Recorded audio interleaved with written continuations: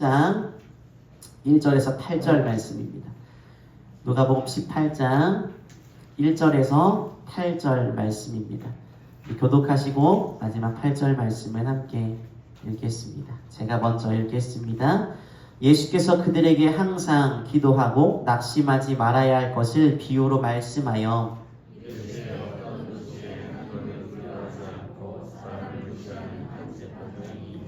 그 도시에 한 과부가 있어 자주 그에게 가서 내 원수에 대한 나의 원한을 풀어주소서 하되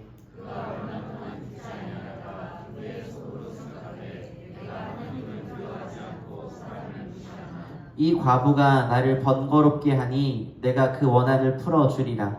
그렇지 않으면 늘 와서 나를 괴롭게 하리라 하였느니라. 하물며 하나님께서 그 밤낮 부르짖는 택하신 자들의 원한을 풀어주지 아니하시겠느냐. 그들에게 오래 참으시겠느냐.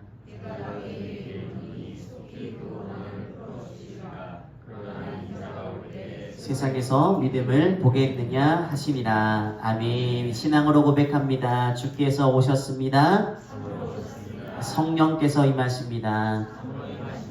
네, 오늘은 주연후 7번째 주일이고 아까 말씀드린 것처럼 3.1운동 기념 주일입니다. 어느덧 또 2월의 마지막 주일이 되었습니다. 하나님의 은혜가 2월을 마무리하고 또 3월을 맞이하는 우리 별빛교회 식구들에게 가득하기를 간절히 소망하며 축복합니다. 아까도 말씀드린 것처럼 우리 선교 중이신 남목사님 내외 잘 마치고 돌아오시도록 기도해 주시기 바랍니다. 요새 제가 들을 때마다 두려움에 떠는 단어가 있습니다. 그 말이 들으면 막 소름이 끼치고 무서워집니다. 뭘 것 같으세요? 가늠도 안 되시죠? 바로 아빠 우리예요. 아빠 우리예요. 저희 아이들 입에 배어있는 말인데요. 아침에 꼬물꼬물 일어납니다. 그러면 제 배 위에 이렇게 올라와요. 그리고 그 공포의 말을 내뱉습니다. 아빠 우리 뭐 할까? 안 겪어보셔서 귀엽다고 느끼는 거예요. 시도 때도 없습니다. 밖에서 일정을 보고 들어와도 아빠 우리 뭐 할까? 이 말이야. 씻고 나와도 아빠 다 씻었어? 이제 우리 뭐 할까? 이렇게 말해요. 아빠 우리라는 말만 들려도 뭐 웃기기도 하고 귀엽기도 하고 때로는 두렵기도 합니다. 어떻게 놀아줘야 되나 막 생각이 많아져요. 그러면 아이들이 왜 부모에게 다가가서 이렇게 말을 할까요? 부모가 그런 존재라는 인식이 있기 때문이에요.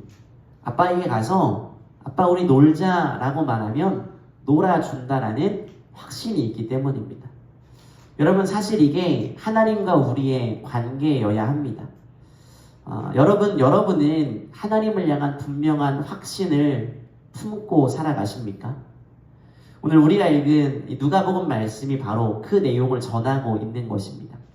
불의한 재판관과 과부의 비유라고 잘 알려진 이야기죠. 1절 말씀에서 이 비유의 목적을 분명하게 밝히고 있습니다. 예수께서 그들에게 항상 기도하고 낙심하지 말아야 할 것을 비유로 말씀하여 라고 말이죠. 낙심하지 말아야 한다 라고 말씀하시는 것을 좀 뒤집어 볼까요? 뒤집어 생각하면 인생 가운데 낙심할 순간이 많이 찾아온다라고 볼 수 있습니다. 우리 인생에 이런 낙심의 순간 참 많습니다. 건강의 문제도 있고요. 직장이나 가정생활의 문제가 찾아옵니다. 물질의 문제가 있기도 하고요. 여러 관계에서 틀어지는 것들을 경험하기도 합니다. 여러분은 근래 언제 낙심하셨습니까? 어떤 상황에서 마음이 좀 답답함을 느끼셨습니까? 우스갯소리인데 제가 엊그제 외부 집회를 나갔는데 분명히 청소년 집회라고 해서 갔는데 이렇게 애들은 이렇게 있는데 이 앞에 한 줄이 쫙 미취학 아동들인 거예요. 심지어 한 2-3살 된 저희 둘째 아이보다 어린 아이들 막 예배 드리는데 뛰어다니고 막 설교하는데 막 울고 막 이렇게 해요. 막 기저귀 막 갈아달라고 가고 막 이러고 있는 애들인 거예요. 당황했습니다. 설교를 뭐 어떻게 마쳤는지 모르겠어요. 끝나고 나올 때 망했다. 마음이 정말 낙심되더라고요. 이 낙심이란 말을 한자어로 보니까 마음이 떨어지다, 포기하고 절망한다는 뜻이 있습니다. 성경 언어 헬라어죠. 엔카케오라고 말하는데 악함에 사로잡히다, 마음을 잃어버리다 라는 뜻이에요. 악한 것들이 나를 둘러쌉니다. 어려운 환경이 나를 둘러쌉니다. 무언가를 잃어버린 듯 마음을 잃어버립니다. 그렇게 되면요, 희망을 갖지 못하고 모든 것을 포기하게 됩니다. 그래서 대부분의 영어 성경은 기브업이란 단어를 사용해요. 포기하다라는 말을 사용합니다. 전 국민이 무력해지고 낙심한 때가 있었죠. 지금은 시간이 좀 지났지만 바로 코로나 때였습니다. 이 코로나 블루라고 해서 많은 사람들의 우울감이 정말 극에 달했죠. 삶의 의욕이 꺾이고 절망하는 사람들, 낙심하는 사람들이 많았습니다. 심지어 교회도 그랬어요. 성도들의 예배 이탈이 정말 많았습니다. 창영교회는 그래도 빠르게 온라인으로 여러 가지 조치를 했다고 들었습니다. 상곡교회도 예배를 포기하지 않고 열심히 예배를 드렸어요. 안타깝게도 코로나 중에 문을 닫는 교회가 정말 많이 생겨났고요. 많은 성도들의 신앙이 침체되었고 그것을 바라보면서 목회자들 또한 낙심하게 되었습니다. 오늘 본문 속에 이스라엘 백성들도 낙심의 순간이 찾아왔습니다. 로마란 나라가 이스라엘을 지배하고 통치하였는데요. 그 기간이 점점 길어지게 되었습니다. 독립을 위해 여러 가지 노력했는데 잘 풀려지지 않습니다. 독립의 희망이 사라져버린 거예요. 권력자들의 착취가 계속됩니다. 시민들이 감당할 수 없는 세금 폭탄이 이어져요. 여러 어려움 앞에 깊은 낙심에 사람들이 사로잡혀갔습니다. 당시 이스라엘 사람들 대부분은 이런 우울감 속에 살아갔다라고 합니다. 바로 이런 때에 예수께서 낙심한 사람들의 그 마음을 읽고 해주신 비유의 가르침이 오늘 바로 이 비유입니다. 근데 중요한 것이 있습니다. 바로 이 말씀을 하신 배경이에요. 여러분 성경을 읽으실 때 앞뒤 문맥이나 성경에 기록된 당시의 상황 같은 것들을 고려하지 않고 읽으시면, 이것을 무시하고 읽으시면 오해가 생겨요. 구절이나 단어만 똑 떼어서 이렇게 읽으시면 문제가 생기는 거 알고 계시죠? 네 시작은 미약했으나 나중은 심히 창대하리라. 이 말씀은 좋은 축복의 말씀이 아닌 거 알고 계시죠? 다 알고 계실 거예요. 성경의 메시지를 오해할 수 있습니다. 누가복음 17장, 앞에 나오는 17장은요, 하나님 나라에 대한 설교를 하시고 더불어서 예수님이 마지막 때에 대한 이야기를 하세요. 인자가 다시 올 때에 대한 이야기를 하고 있는 겁니다. 그리고 18장으로 이어지는 거예요. 그러니까 여러분 오늘 이 18장을 읽을 때 꼭 잊지 마셔야 되는 게 있는데, 마지막 때에 믿는 자들이 낙심하지 않는 게 중요하구나라는 거예요. 오늘 우리는 마지막 때를 살고 있죠. 언젠가 다시 오실 주님을 기다리며 살고 있습니다. 이 마지막 때를 살고 있는 우리가 낙심하지 말아야 된다라는 거예요. 그게 누가복음 18장의 시작인 것입니다.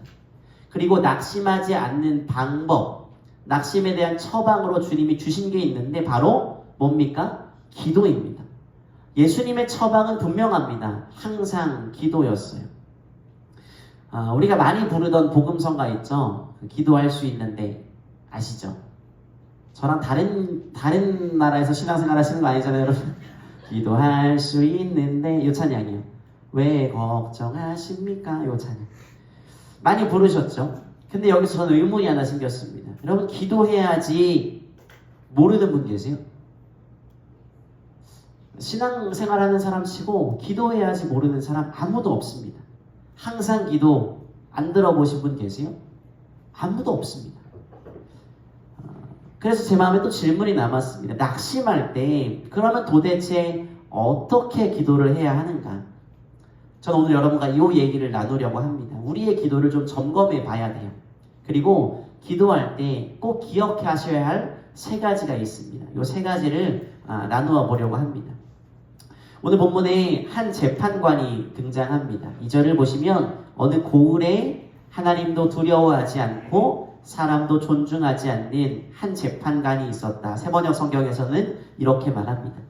6절을 보시면 이 재판관을 향해 불의한 재판관이라고 말합니다.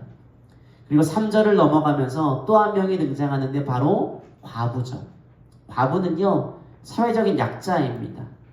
아마 이 과부에게 억울한 일이 생겼던 것 같습니다. 3절을 보시면 그 도시에 한 과부가 있어 자주 그에게 가서 내 원수에 대한 나의 원한을 풀어주소서 하되 라고 말하죠. 이 내용을 근거로 정리해보면 과부가 자주 재판관에게 갑니다. 하소연을 했죠. 아마 이 과부에게 매우 억울한 일, 재판관의 도움이 아니면 해결할 수 없는 일이 있었던 것으로 보입니다. 여기 나오는 원한이라는 말은 에크디케오라고 말하는데요. 복수하다, 처벌하다, 반드시 정의를 얻도록 하다라는 뜻이에요. 그러니까 과부가 지금 불의하고 억울한 상황에 처해 있다라는 것을 반복해서 재판관에게 말하고 있는 거예요. 다시 나를 정의로운 상태로 되돌려 주세요라고 말하는 거예요. 우리 아까 김정은 권사님도 기도해 주셨지만 최근 우리 사회의 정치적 화두가 뭡니까? 정의죠, 정의. 정의와 공정이 정치권에서도 많은 이슈를 불러일으키고 있습니다. 여러분, 우리 사회를 정의롭고 공정하게 이끌 수 있는 리더는 누구인가에 대해서도 사람들이 많은 이야기를 하고 있습니다. 오늘 이 본문 속에 재판관 이야기를 조금 더 해보겠습니다. 이 사람은요, 정의를 회복시켜 주십시오라는 요청을 외면합니다. 그래서 불의한 재판관이라고 불리게 되죠. 근데 과부가 끈질기게 찾아옵니다. 반복해서 요청을 해요. 그러니까 그가 번거로움을 느낍니다. 코포스라고 하는데요, 두들겨 맞다라는 뜻이에요. 그러니까 실제로 많이 맞아서 느끼는 고통이나 마음의 피곤함을 의미합니다. 과부 때문에 지금 마음이 괴롭고 피곤하다라는 거예요. 그래서 원한을 풀어줍니다. 과부 때문에 자신의 어떤 명예나 자신에 대한 사람들의 평가가 나빠질까 염려해서 과부의 원한을 풀어주는 거예요. 철저히 자기 위주죠. 자기 위주로 원한을 풀어줍니다. 상대방에 대한 마음이나 배려는 하나도 없는 거예요. 여러분, 사람들은 저마다 자기 유익을 생각하는 편입니다. 여러분 안 그러십니까? 불이하다 해도 그게 나에게 유익이 된다면 거리끼지 않는 사람들이 많이 있습니다. 전에 읽은 우화에 나오는 이야기인데요. 두 도둑이 재판을 받으러 재판관 앞에 끌려왔답니다. 한 도둑은 소를 훔친 도둑이고 다른 도둑은 닭을 훔친 도둑이었대요. 소 한 마리 값은 100냥이었고 닭 한 마리는 한 냥이었답니다. 간단한 절도 사건이죠. 여러분, 누구의 죄가 더 클까요? 성경 물어보는 거 아니잖아요. 여러분, 누구 죄가 더 큽니까? 소도둑의 죄가 더 크죠. 근데 소도둑이 재판관을 찾아와서 뇌물을 줍니다. 잘 봐달라. 그 바람에 판결이 있던 날 고민하던 재판관이 먼저 닭도둑에게 물었대요. 너는 닭을 왜 훔쳤나? 라고 물었대요. 닭도둑이 지나가는데 대문이 열려 있어서 한 마리 잡고 나왔습니다. 라고 말했대요.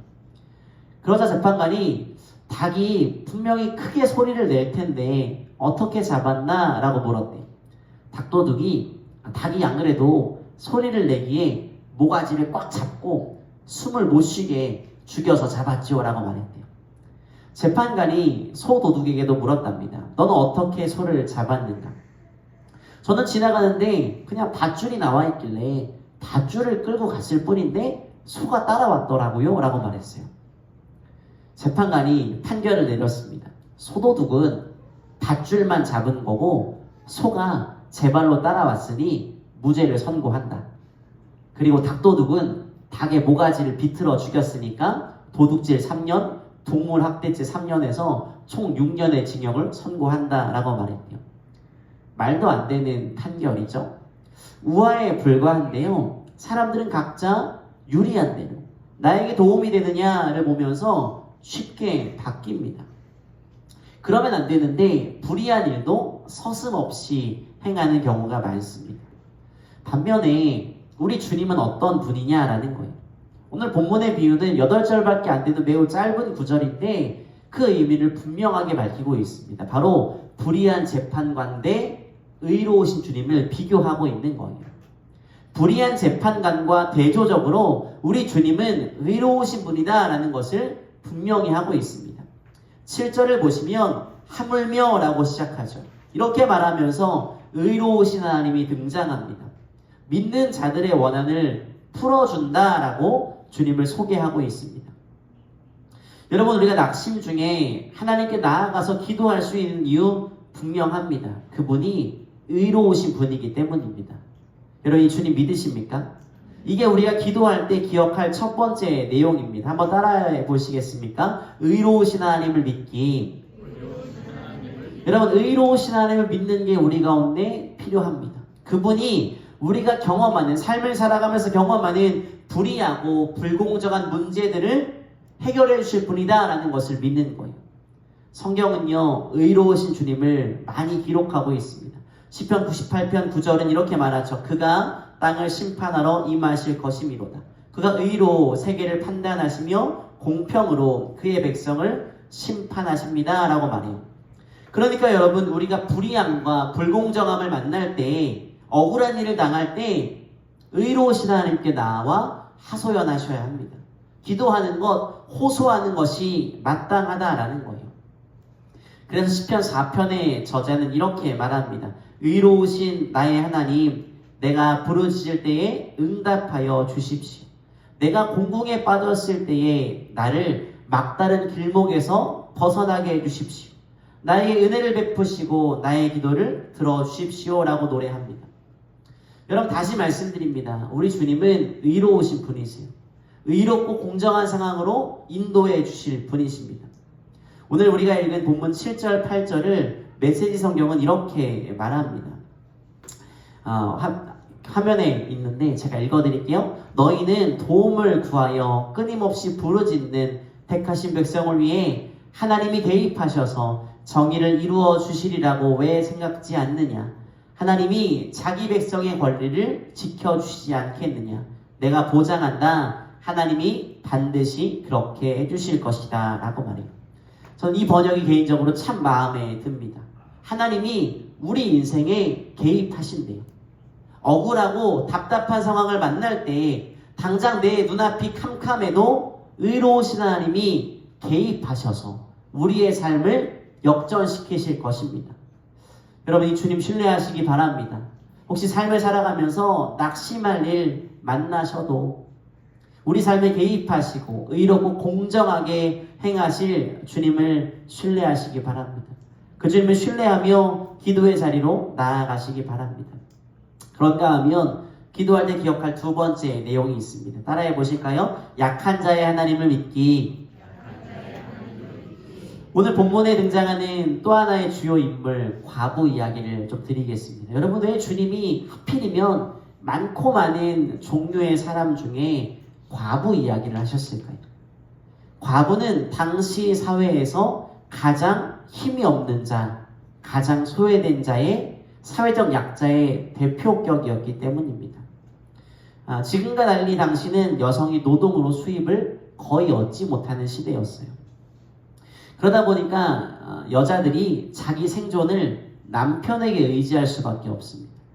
그 말은 남편이 죽으면 생존을 위한 모든 수단이 사라져버린다라는 거예요. 그래서 초대교회가 과부 돌보는 일을 아주 중요한 사역의 이렇게 중요점으로 하나 두게 됩니다. 자녀들이나 가까운 친척이 있는 경우는 그런 사람들이 이 과부를 돌봤습니다. 그런데 돌봐줄 가족이 없는 그런 여인들은 교회가 돌봐줄 과부인데 뭐라고 불렀냐면 참과부라고 불렀어요. 디모데전서 5장에 나오거든요.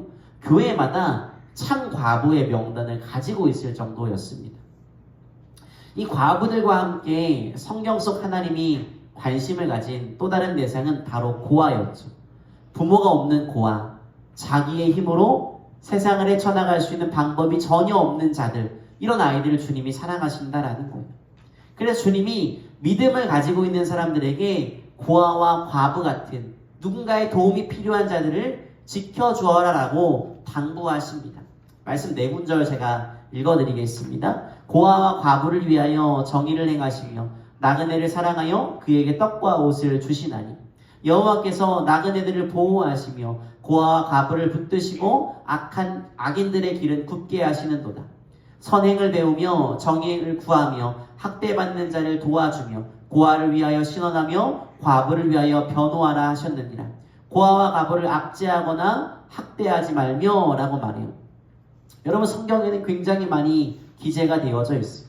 그래서 성경을 연구하는 사람들은 대체로 하나님을 호칭할 때 고아와 과부의 하나님이라고 호칭하기도 합니다. 세상에서 가장 힘이 없고 연약한 자들을 돌보시는 하나님. 성경의 하나님이 바로 이런 분이라는 거예요. 성경의 하나님이 약자의 하나님이시기 때문에 혹시 우리가 낙심한 그 순간이요, 무력하고 연약하다고 느낀 그 순간이 바로 기도할 때라는 거예요. 제가 중학교 1학년 때 주님을 인격적으로 만나고 나서 했던 일이 있는데 등하굣길에 기도하는 일이었어요. 이 정도는 해야 목사가 되는 것 같죠?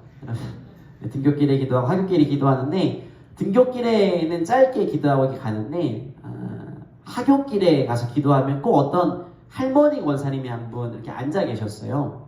지하실에 이제 기도하러 가면 기도합니다. 저도 뭐 신학교 가는데 제가 잘 준비되게 하시고 뭐 가정의 인가기도나 여러 가지 것들을 같이 기도하는데 뒤에서 권사님이 기도하세요. 근데 꼭 들려요. 그 기도가. 그죠? 희한하게 들리는데 굉장히 단순했어요. 주여,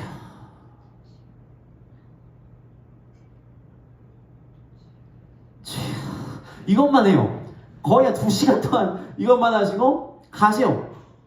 뭐 그 주여 사이에 무슨 기도를 하시는지 모르겠는데 그냥 주여만 하고 가시는 거예요. 그 권사님이 제가 살고 있는 지역에서 가장 좀 어렵게 사시는 분이셨거든요. 매일의 일과를 마치고 하나님께 나와서 자신의 삶을 하소연하고 주님밖에 부를 리가 없기에 주여 외치고 가시는 거예요. 여러분, 우리의 인생이 혹시 이 약자의 처지처럼 어렵고 낙심된다면 여러분, 바로 그때가 기도할 때라는 거예요. 아까도 말씀드렸지만 여러분의 삶에 여러 종류의 낙심이 찾아올 수도 있습니다. 그런데 여러분 기억하십시오. 바로 그때가 약자의 하나님이 일하실 때라는 거예요. 하나님께 기도로 나아가시면 낙심하고 도울 자가 없는 그때 기도하면 약자의 하나님이 우리를 도우신다라는 거예요. 그러니 어려운 일 만날 때 꼭 기도의 자리 찾아 나아가시기를 간절히 소망하며 축복합니다. 마지막으로 기도할 때 기억하셔야 될 게 있습니다. 따라해 보시겠습니다. 응답하시는 하나님을 믿기. 응답하시는 하나님 믿기. 여러분, 가장 근본적인 이야기입니다. 기도할 때 응답하시는 하나님을 안 믿으면 그 기도만큼 공허한 외침은 없어요. 제가 자란 모교회 얘기를 계속하고 있는데 제가 자란 교회는 금요철야 기도를 참 열심히 하는 교회였어요. 우리도 아까 말씀드린 것처럼 그런 기도의 뜨거움이 있잖아요. 저녁 8시부터 1시간 정도 찬양하고 말씀을 듣고 기도합니다. 어른들은요 이렇게 안 가시고 새벽녘이 될 때까지 기도하고 그러세요. 네, 아직도 기억에 남는 게 있는데 한 권사님이 늘 열심히 기도하세요. 아까 그 권사님이랑 다른 분입니다. 눈물 콧물 쏟으면서 열심히 기도하시는데 나와가지고 집에 가면서 했던 말이 아직도 기억에 남아요. 예배실을 나서면서 신발을 쭈그려 앉아 신으시면서 이렇게 말씀하시는 거예요. 혼잣말로 아휴 되겠나? 무슨 말인지 아세요? 정말 열심히 기도하셨는데 눈물 콧물 쏟으면서 긴 시간 기도하셨는데 아휴 되겠나? 라고 말한다는 거예요. 응답하신 하나님을 향한 신뢰감이 없다라는 거예요. 여러분, 우리가 이 비유를 계속 나누고 있는데 이 비유를 해석할 때 가장 잘못하는 해석이 있어요. 그건 바로 과부가 재판장에 가서 떼를 쓰죠. 그것으로 도움을 얻습니다. 그런 것처럼 기도할 때 떼를 써야 된다, 하나님을 귀찮게 해야 된다 라고 해석하는데 그건요 이 비유의 뜻을 온전히 해석하는 것은 아니에요. 이 비유의 진짜 뜻은요, 불의한 재판관도 이 과부의 청을 들어주었는데 하물며 라고 말하잖아요. 하물며 의롭고 선하신 주님은 우리의 기도에 반드시 응답하신다라는 게 이 비유의 핵심이에요. 여러분, 주님은 반드시 기도에 응답하시는 분인 줄 믿습니다. 의롭고 선하신 분이세요. 약한 자의 주님이세요. 주님은요, 성도의 기도에 민감하게 반응하시고 응답하신다라고 약속하고 계시는 거예요. 과부는 확신이 있었죠. 내가 가서 계속 간청하면 나를 불쌍히 여겨줄 거야. 여러분은 기도하실 때 확신을 가지고 기도하십니까? 응답이 이루어지리라, 주님이 들으시리라 확신하며 기도하고 계십니까? 우리가 기도에 응답하면 떠오르는 많은 인물이 있는데 그 중에 하나가 조지 뮬러라는 사람이에요. 외국 사람인데요. 이 사람이 일평생 5만 번 이상의 기도 응답을 받았대요. 하나님이 이 사람에게 놀라운 응답을 주신 이유가 뭘까요? 라는 질문을 했대요. 그때 이 조지 뮬러 목사님이 이렇게 대답했답니다. 나에게는 어떤 특별한 은사가 있어서가 아니라 그저 하늘 아버지를 신뢰하고 기도했을 뿐입니다. 라고 대답했대요. 그냥 하늘 아버지니까 들으시겠거니라는 확신이 있었다라는 거예요. 이 사람이 주님을 믿게 된 다음에 약 2,000명 정도의 고아를 수용할 수 있는 고아원을 짓기 위해 돈을 많이 모금합니다. 평생 동안 10,000명 정도의 고아를 돌봤다고 해요. 고아를 돌보는 고아의 아버지란 별명이 있는데 고아를 돌보는 동안 수많은 놀라운 기도의 응답을 받았답니다. 하루는 이런 일이 있었대요. 고아원 사역 초기에 직원이 찾아와서 먹을 양식이 떨어졌답니다 라고 말했대요. 400여 명 되는 아이들을 식당에 다 모이라고 말하고 엎드려 기도했대요. 이 사람이 기도를 마치자 고아원 앞에 여러 대의 마차가 도착을 했습니다. 그 마차 안에 구운 빵과 신선한 우유가 가득했대요. 알고 봤더니 인근 공장에서 직원들 야유회에 쓰려고 준비를 해놨는데 갑자기 비가 내리는 바람에 고아원에 보내게 되었다라는 거예요. 또 한 번 이런 일도 있었답니다. 겨울에 고아원의 보일러가 고장이 났대요. 직원들이 보일러를 고치려면 일주일이 넘게 걸리는데 어떻게 하면 좋겠냐라고 물었대요. 조지 뮬러가 안타까운 마음으로 엎드려서 하나님이 이 아이들을 저에게 맡기셨는데 아이들 얼어 죽으면 안 되잖아요. 한 주간만 좀 도와주십시오 기도했대요. 그러니까 그 다음날부터 날씨가 갑자기 좋아졌대요. 그리고 보일러가 고쳐지니까 다시 추운 겨울 날씨로 돌아갔다고 합니다. 너무 신기한 일이죠. 우리도 그러면 안 됩니다. 갑자기 밥 먹어야 되는데 오늘 밥 아무것도 준비 안 해오시고 주님 이러시면 안 돼요.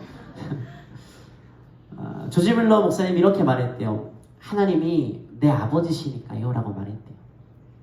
여러분, 이 사람에게는 하나님을 향한 전적인 신뢰와 확신이 있었고 믿음이 있었다라는 거예요. 그 믿음이 기도의 응답으로 이어진 것입니다. 여러분, 우리가 믿는 하나님이 다른 분이실까요? 아닙니다. 우리 삶에 낙심이 찾아온다 할지라도 우리는 이겨낼 수 있습니다.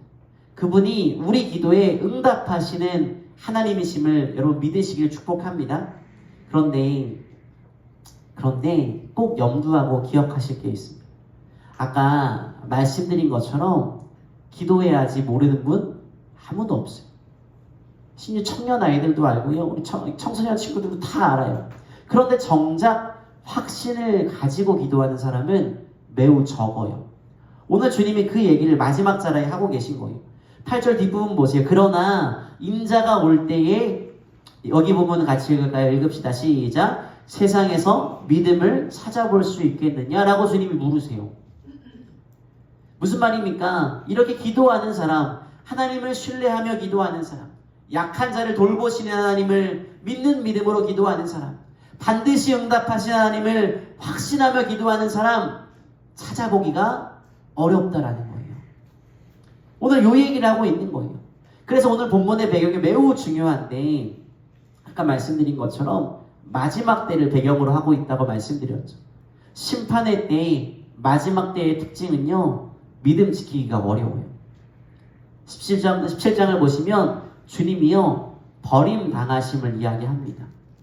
주님이 다시 오실 때 진짜 믿음을 가진 자를 찾기가 어렵다라고 말해요. 그래서 제가 오늘 말씀의 제목을 믿음이 보이도록 하자라는 거예요. 17장을 보시면 노아와 롯 같은 사람이 등장하거든요. 주변 모든 사람이요, 하나님의 심판을 무시합니다. 악하게 마음대로 살아가요.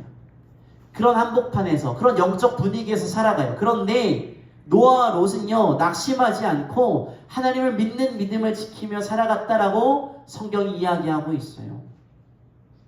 그러니까 이 비유를 통해 주님이 우리에게 주시는 도전은 분명합니다. 믿음을 지니고 기도하는 자를 찾기가 어렵다라는 거예요. 분명한 확신을 가지고 기도하는 자를 찾기가 어렵다라는 거예요. 기도만이 낙심을 극복하는 하늘의 비결이지 모르시는 분 아무도 없습니다. 그런데 그 확신을 가지고 기도하는 사람, 마음 깊이 들여다보면 찾기가 어렵다라는 겁니다. 주님이요, 마지막 때에, 주님이 다시 오실 그때에 이런 믿음을 가진 자를 보고 싶다라고 지금 말씀하시는 거예요. 주님이 다시 오실 때 항상 기도하고 낙심하지 않는 성도를 보고 싶다라고 말씀하시는 거예요. 여러분, 우리는 이런 믿음으로 기도하는 사람일까요? 아니면 습관에 따라 타성에 젖어 기도하는 사람 아닙니까? 아니, 기도의 자리는 지금 잘 지키고 계십니까? 주님이 믿음 있는 자를 보고 싶다라고 말씀하실 때 여러분, 우리 별빛교회 성도들이 그 기대를 충족하기를 소망합니다. 여러분, 이 당시 예수님의 제자들은요, 많은 박해를 받았습니다. 그 시대에 버림받은 자, 과부처럼 어려움을 겪어요. 심한 박해와 고난을 받기도 합니다. 그래서 이 문제를 놓고 하나님 도와주십시오, 우리의 삶을 도와주십시오, 해결해달라고 기도합니다. 그런데 나아지지 않아요. 그래서 요한계시록 말씀을 보시면 사람들이 변절하게 됩니다. 변해가기 시작해요. 주님을 배교합니다. 이 제자들의 상황을 과부의 상황으로 지금 비유하신 거예요. 바로 이런 때에도 믿음을 지킬 수 있느냐라고 물으시는 거예요. 믿음이 흔들리는 그때에도 믿음을 지킬 수 있냐? 낙심이 찾아와도 하나님을 사랑하고 하나님을 믿겠냐라고 물으시는 거예요. 오늘은 교회의 절기상 아까 말씀드린 것처럼 3.1운동 기념 주일입니다. 우리 민족 역시도 어려운 시간들을 많이 겪었죠. 일제에 강제로 합병을 당했습니다.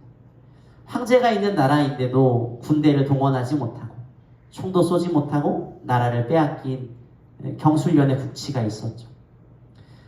한일합병 이후에 우리 민족의 삶이 매우 피폐해졌습니다. 일본이 토지정리 사업을 한다고 하면서 우리 농민들을 매우 힘들게 합니다. 심지어 1918년에 일본에 엄청 큰 흉년이 들어요. 그래서 우리나라의 쌀을 억지로 빼앗아 갑니다. 일본으로. 경제적인 궁핍도 찾아오는 거죠. 그 즈음에 1차 세계대전이 끝이 납니다. 독립에 대한 소망을 품게 됩니다. 이 열망이 1919년 3월 1일 민족대표 33인을 중심으로 한 독립운동으로 이어지게 돼요. 여러분, 이 33명 중에 16명, 절반 정도가 기독교인이었고요. 심지어 9명은 우리 감리교인이었습니다. 당시 전체 인구의 기독교인은 약 2%밖에 되지 않았답니다. 그러나 사회 문제에 많은 관심을 가지고 있었고요. 정의가 세워지는 일에 누구보다 앞장섰다라고 해요. 우리는 물론 결과적으로 독립의 시대를 살고 있습니다. 그런데 당시 조상들은 빛이 보이지 않아요. 칠흑같이 어두운 속에 살아갑니다. 그러나 그 어두움 속에 밝은 희망의 빛을 품고 살아갑니다. 특별히 기독교인들은 열심히 독립운동도 하지만 동시에 기도하며 나라의 독립을 염원했다라고 하죠. 여러분, 믿음 지키는 것이 참 어려운 시대였지만 믿음을 지킨 사람들이 있었고 세상이 변하게 되었습니다. 우리의 삶에도 낙심하는 일들이 찾아와요. 아까 말씀드린 것처럼 정말 다양합니다. 제가 금요일날 외부 일정을 마치고 나오는데 그 아이의 부모님 한 분이 갑자기 상담을 요청하시는 거예요. 아이가 참 대단하죠. 찬양 시작부터 기도회가 끝날 때까지 졸음을 이기지 못하더라고요. 억지로 자는 거예요. 듣고 싶지 않으니까. 이 아이의 신앙과 가정의 환경과 여러 가지 것들을 상담해 오신 거예요. 여러분, 우리의 삶에 이런 낙심하는 일들이 얼마나 많습니까? 다양한 종류로 찾아와요. 그러나 그럼에도 믿음의 굳건함으로 기도하는 사람을 주님이 찾으신다라는 거예요. 그러나 믿음 있는 자를 보겠느냐라고 물으실 때 네 주님, 우리 별빛교회 성도들이 여기에 있습니다라고 말했으면 좋겠어요. 말씀을 읽겠습니다. 그리고 두 가지의 당부를 드리고자 합니다. 첫 번째는요, 우리 인생에 낙심하는 순간 찾아옵니다. 그때 그 낙심을 이길 수 있는 힘이 기도로부터 나옴을 기억하시기 바랍니다. 아니, 이미 알고 계세요. 그러나 기도를 들으시는 좋으신 주님이 계심을 믿고 기도하는, 신뢰하고 기도하는 저와 여러분 되기를 소망합니다. 또 하나요, 시간이 갈수록 믿음 지키기가 어려운 시대가 되어갑니다. 지금 현실이 그렇잖아요. 우리나라 3대 종교가 있죠. 기독교, 천주교, 불교가 있는데 올해입니다. 올해 호감도 조사를 했어요. 기독교가 꼴찌를 했습니다. 이게 기독교 뉴스가 발표한 안타까운 현실이에요. 시대적인 어려움 속에서 과부가 정의를 회복시켜 주십시오 헤매인 것처럼 우리 역시도 이 나라를 위해 기도해야 합니다. 3.1운동 기념 주일인데 하나님 나라의 정의가 이 땅 가운데 세워지기를 소망하고 나라와 민족을 위해 기도하는 저 여러분 되기를 간절히 소망하며 축복합니다. 우리 함께 찬양하고 기도하도록 하겠습니다. 네, 아까 마지막에 설교 전에 불렀던 찬송가 이렇게 부르시고 기도하겠습니다. 1절 마지막 절 찬양하시겠습니다.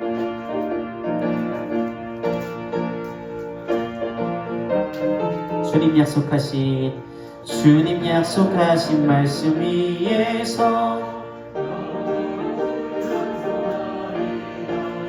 소리 높여 주께 영광 돌리며 약속 믿고 굳게 서리라.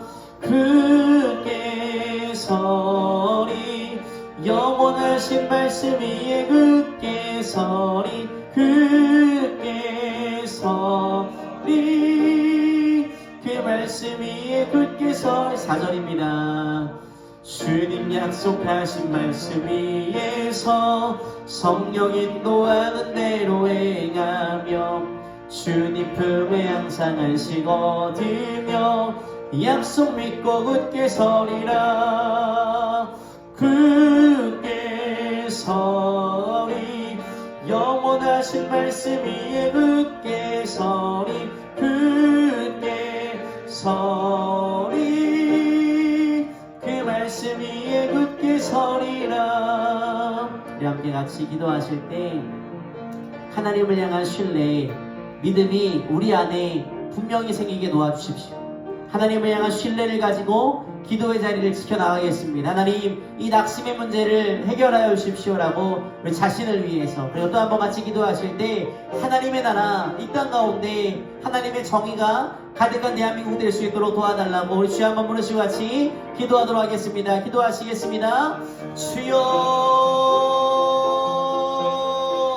살아계신 하나님, 오늘 우리가 누가복음 18장의 말씀을 나누었습니다. 3.1운동 기념주일이어서 관련된 말씀을 함께 나누었습니다. 하나님, 이 땅을 먼저 축복하며 기도합니다. 하나님의 정의가, 하나님의 그 공의가 가득한 나라가 될 수 있도록 도와주시옵소서. 불의와 하나님 불공정함과 하나님 누군가를 향한 갈등과 분열의 영이 아니라 하나님 일치형을 부어주시옵소서. 하나님의 나라와 하나님의 정의가 가득한 땅이 될 수 있도록 도와주시고, 하나님 여러 사람들이 신음하고 있는 어려운 시간들을 보내고 있습니다. 주님 도와주셔서 해결될 수 있도록 역사하여 주시고 하나님 함께하여 주시옵소서. 특별히 우리 성도님들 한 사람 한 사람을 축복하며 기도합니다. 하나님을 향한 굳건한 신뢰, 믿음을 가지고 기도할 수 있도록 도와주시옵소서. 하나님을 향한 온전한 신뢰를 가지고 기도하게 도와주시고, 낙심할 때 하나님 주님이 계시는 것을 확신하며 주님을 의지하며 기도함으로 나아갈 수 있도록 도와주시옵소서. 하나님, 마지못해 기도하지 않게 도와주시고 주님을 의지하며 기도할 수 있는 담대한 믿음을 주님 도와여 주셔서 하나님이 해결하시는 것을 경험하며 살아갈 수 있도록 성령님 역사하시고 도와주시옵소서. 주님을 의지합니다. 주님 도와주시고 하나님 붙잡아 주시옵소서. 주님을 의지합니다. 주님 도와주시고 무엇보다 성도님들 한 사람 한 사람을 성령으로 채워주셔서 하나님 믿음으로 승리하며 살아갈 수 있도록 도와주시고 주님 붙잡고 나아갈 수 있도록 하나님 함께하여 주시옵소서. 주님 의지합니다. 주님 오시고 함께하여 주옵소서.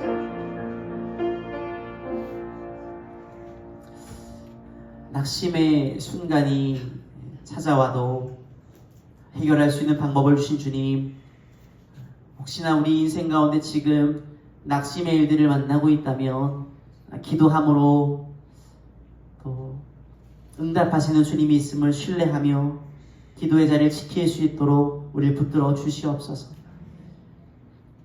다른 것을 의지하고 그저 어쩔 수 없이 기도하는 것이 아니라 하늘 아버지가 계시지라는 것을 확신하며 이 땅을 살아갈 수 있도록 우리 별빛교회 성도들을 도와주시옵소서.